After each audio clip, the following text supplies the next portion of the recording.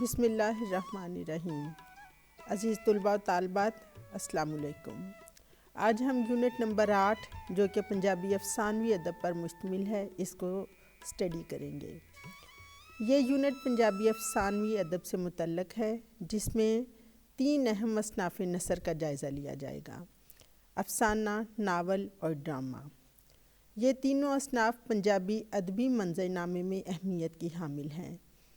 یہ یونٹ ہر صنف میں اہم تخلیقات اور مصنفین کا احاطہ کرے گا۔ ان کی پنجابی ادب میں شراکت اور وسیع ثقافتی تناظر پر اثرات کا تجزیہ کرے گا۔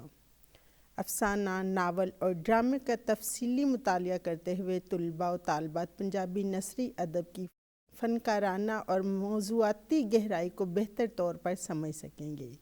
اس یونٹ کا مطالعہ کرنے کے بعد آپ اس قابل ہو جائیں گے کہ پنجابی ادب میں نثر کی صورتحال جان سکیں، پنجابی ادب میں افسانے کی روایت بیان کر سکیں، پنجابی ادب میں ناول کی روایت سے آگاہ ہو سکیں، پنجابی ادب میں ڈرامے کی روایت سے روشناس ہو سکیں۔ آج ہم صرف پنجابی افسانوی ادب میں افسانے کا اور پنجابی افسانے کا مطالعہ کریں گے، لیکن اس سے پہلے ہم دیکھتے ہیں کہ نثر کیا ہے۔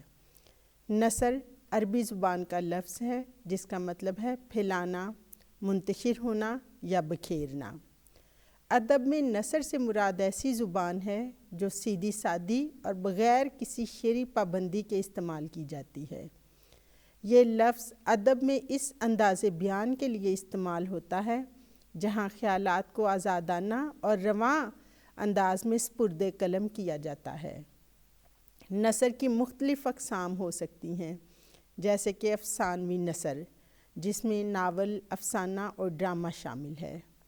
غیر افسانوی نثر مثلاً مضمون، مقالہ، انشائیہ، سوانح نگاری، تاریخ اور خطوط وغیرہ۔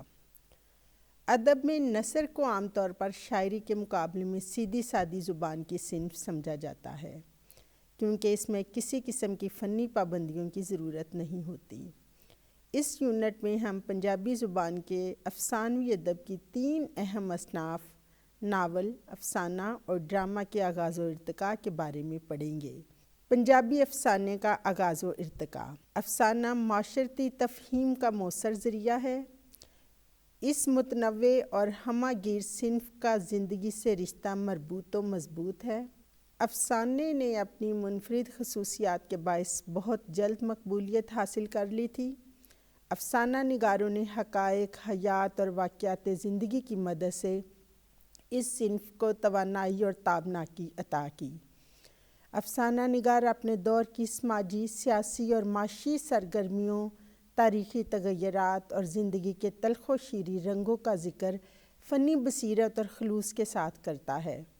افسانہ لکھنے والا زندگی کے پھیلے ہوئے کینوس میں سے کسی ایک جزو یا پہلو پر توجہ مرتکز رکھتا ہے، لیکن روکھے پھیکے انداز میں معروضاتی زندگی پیش کرنے کی بجائے فنی نزاکتوں کا خیال رکھتا ہے۔ افسانہ نگار اشعاروں اور کنایوں کی مدد سے بخوبی کام لیتا ہے۔ جہاں تک پنجابی کہانی کا تعلق ہے، دوسری کئی اصناف کی طرح اس کی شروعات بھی مذہبی ضروریات کے تحت ہوئی۔ انگریزوں نے یہاں قبضہ کرنے کے لیے اپنے مذہب کے پرچار کے لیے بہت سارے حربے استعمال کیے۔ ان میں سے ایک یہ تھا کہ تبلیغ مقامی زبان میں کی جائے۔ چنانچہ چھوٹی کتابوں جن کی تعداد 100 سے زیادہ بنتی ہے کے علاوہ 1877 میں پنجاب ریلیجیس بک سوسائٹی نے بائبل دی کہانیاں کے نام سے ایک مجموعہ شائع کیا۔ جب یہ سلسلہ چل نکلا تو مقامی لوگوں نے اس کے رد عمل کے طور پر اپنی مذہبی کہانیاں چھاپنا شروع کر دیں۔ پنجابی میں ایک کہانی لکھنے کا رواج 1921 میں لال سنگھ نے کملا اکالی سے شروع کیا۔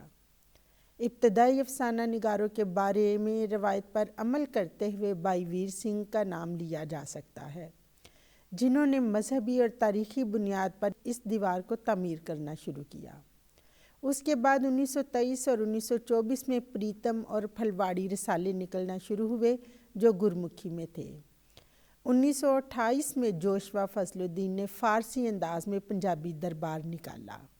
اس کے علاوہ کرنل بولا ناتھ وارث کے رسالے سارنگ، گورنمنٹ کالج لاہور کے راوی اور گورنمنٹ کالج فیصل آباد کے بیکن میں کہانیاں چھپنا شروع ہو گئیں تو 1930 کے قریب کہانی کا رنگ و روپ نکھرتا ہوا دکھائی دینے لگا۔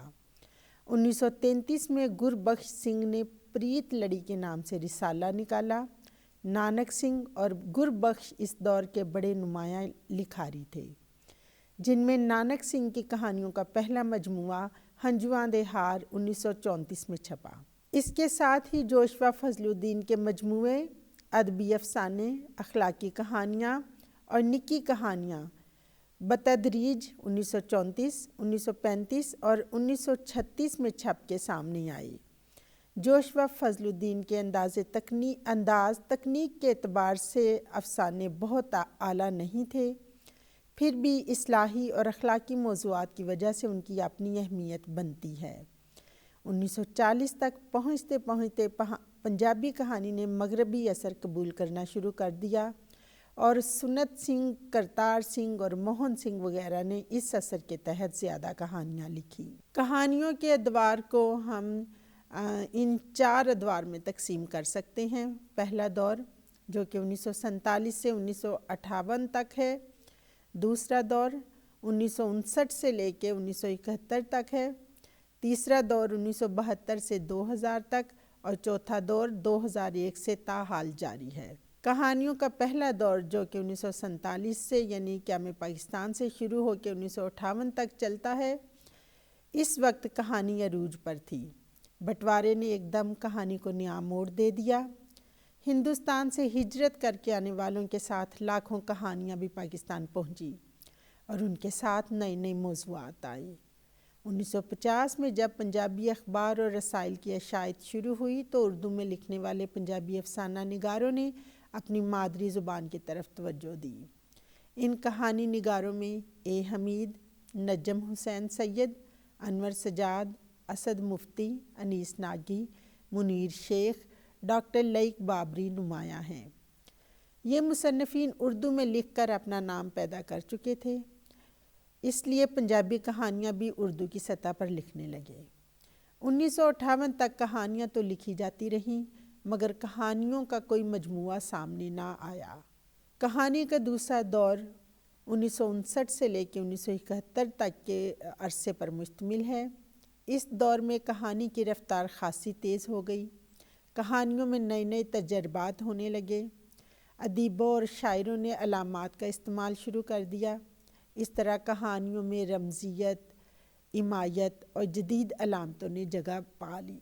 1958 کے آخر اور 1959 کے اوائل میں پنجابی مجلس لاہور نے پنجاب رنگ نامی ایک کتاب لڑی شائع کی، جس میں انیس ناگی کی ایک کہانی لال ہنیری شامل تھی جو ایک علامتی کہانی ہے۔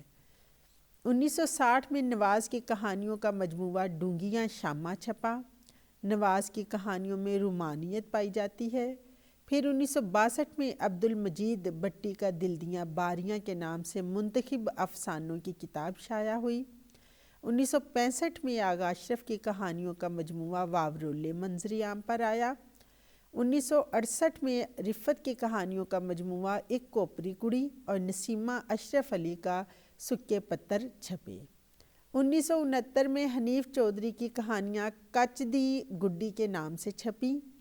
1970 میں ظہیر نیاز بیگی کی کتاب میرا دیس چھپ کر مارکیٹ میں آئی۔ کہانیوں کا تیسرا دور 1972 سے 2000 تک کے عرصے پر مشتمل ہے۔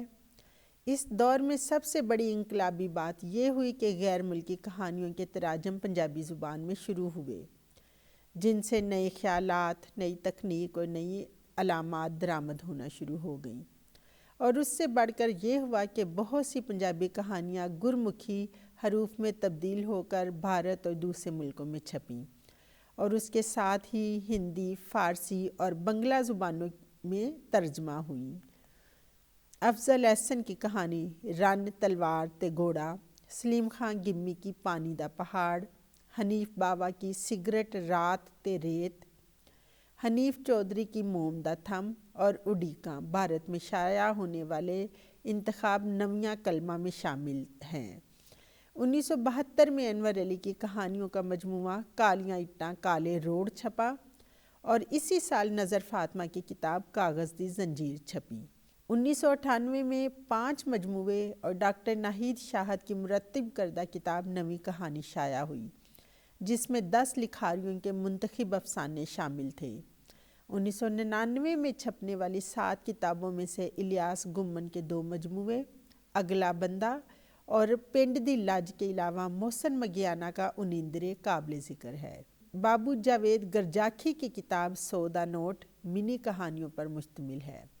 2000 میں جو کہانی کی کتابیں سامنے آئیں، ان میں عذرا وقار کی کتاب ایک آدرش وادی دی موت بھی شامل ہے۔ اس کے علاوہ اور بہت سارے مجموعے بھی 2000 تک کے عرصے میں شائع ہوئے، لیکن یہاں پہ منتخب اور نمائندہ کہانیوں کے مجموعات کا ذکر کیا جا رہا ہے۔ کہانیوں کا چوتھا دور 2001 سے تاحال جاری ہے، یعنی اس میں 21ویں صدی کے پہلے رباعی میں شائع ہونے والی کتابیں اور کہانیوں کے مجموعے شامل ہیں۔ 2001 میں چھپنے والے فاروق ندیم کے مجموعے ندیم کہانیاں میں بعض افسانے لندن کے پس منظر میں لکھے گئے۔ 2002 میں چھپنے والے بابو جاوید گرجاکھی کے مجموعے اکسی پنچھی میں بچوں کے لیے کہانیاں لکھی گئی ہیں۔ 2002 میں رسالہ سماحی پنجابی ادب لاہور کا کہانی نمبر بھی شائع ہوا۔ اس سال چھپنے والے مجموعوں میں عبیدہ سید کی کتاب فیر کی ہویا اور اکمل شہزاد گمن کی اے کہانی نئی قابل ذکر ہیں۔ 2003 میں شائع ہونے والے افسانوی مجموعوں میں رفت کا مجموعہ بتی والا چوک، افضل توصیف کا امن ویلے ملیں گے اور زاہد حسین کا 50 وریاں دی اداسی خاص طور پر قابل ذکر ہیں۔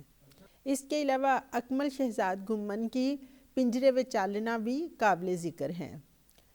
جمیل احمد پال نے 2004 میں شائع ہونے والی کہانیوں کو پنجابی کہانی 2004 اکٹھ کا نام دیا۔ اس دور میں پنجابی کہانیوں کے بہت سے مجموعات شائع ہو رہے ہیں اور یہ فنی و فکری لحاظ سے ترقی کر رہی ہے۔ نئے امکانات بھی روشن ہو رہے ہیں جو اس بات کی دلیل ہیں کہ پنجابی کہانی کا یہ سفر اپنے پورے جوبن پر ہے۔ آج کی کہانی لکھنے والوں میں حنیف باوا، زبیر احمد، مقصود ثاقب، ناصر بلوچ، نین سکھ، اکمل شہزاد گمن اور اعجاز کے نام قابل ذکر ہیں۔ جیسا کہ میں نے پہلے ذکر کیا کہ اس میں چند نمائندہ کہانیوں کے مجموعات کا نام لیا گیا ہے، اس کے علاوہ بھی بہت سارے کہانیوں کے مجموعات کا ذکر کیا جا سکتا تھا، لیکن تنگی وقت کی وجہ سے ان کا ذکر نہیں کیا جا رہا۔ اس کو آپ اپنے طور پہ اسٹڈی کر سکتے ہیں۔ اس کے ساتھ ہی اپنی میزبان ڈاکٹر زیب النساء کو اجازت دیجیے۔ اگلے پروگرام میں ہم پنجابی ناول کے بارے میں اسٹڈی کریں گے۔ تب تک کے لیے خدا حافظ۔